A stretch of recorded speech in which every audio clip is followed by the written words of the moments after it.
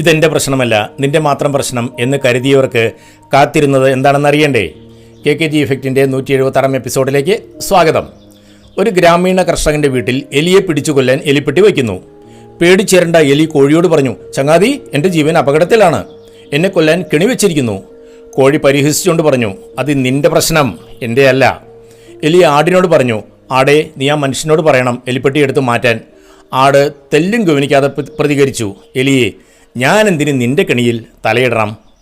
നിരാശനായ എലി പശുവിൻ്റെ അടുത്തെത്തി. പശുവേ, നിനക്കെങ്കിലും എന്നെ സഹായിക്കാൻ കഴിയില്ലേ? പശു അലസമായി പറഞ്ഞു, അതൊരു എലിപ്പെട്ടി മാത്രമാണ്, അതിനെക്കുറിച്ച് ഞാൻ എന്തിനു വേവലാതിപ്പെടണം? അത് നിന്നെ മാത്രമേ ബാധിക്കൂ, എൻ്റെ കാര്യം സുരക്ഷിതമാണ്. അവിടെയാണ് കാര്യങ്ങൾ കൈവിട്ടു പോയത്. ആ രാത്രി കെണിയിൽ എലിക്ക് പകരം കുടുങ്ങിയത് ഒരു വിഷപ്പാമ്പാണ്. കടിയേറ്റ കർഷകൻ്റെ ഭാര്യ രോഗബാധിതയായി. ഭാര്യയ്ക്ക് പനി കൂടിയപ്പോൾ കർഷകൻ ചികിത്സാ ചെലവിനായി ആദ്യം വിറ്റത് കോഴിയെയാണ്. പിന്നീട് രോഗം മൂർച്ഛിച്ചപ്പോൾ വീട്ടിലെ വൈദ്യന്മാർക്ക് സദ്യ കൊടുക്കാൻ ആടിനെ അറുത്തു.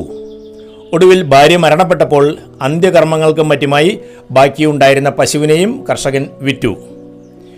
കെണിയിൽ നിന്ന് ഒഴിഞ്ഞു മാറിയ എലി സുരക്ഷിതനായിരുന്നു. പക്ഷെ ബാക്കി എല്ലാവരെയും ദുരന്തം പേറി.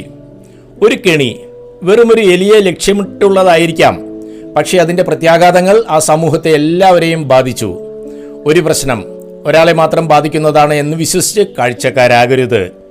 ഇന്നത് മറ്റൊരാൾക്കാണെങ്കിൽ നാളെയത് നിങ്ങൾക്കായിരിക്കും. മറ്റുള്ളവരുടെ പ്രശ്നങ്ങളിൽ ഇടപെടാതെ ഇരിക്കുന്നത് പലപ്പോഴും സ്വന്തം നിലനിൽപ്പിനുള്ള മാരകമായ ഭീഷണിയാകാം.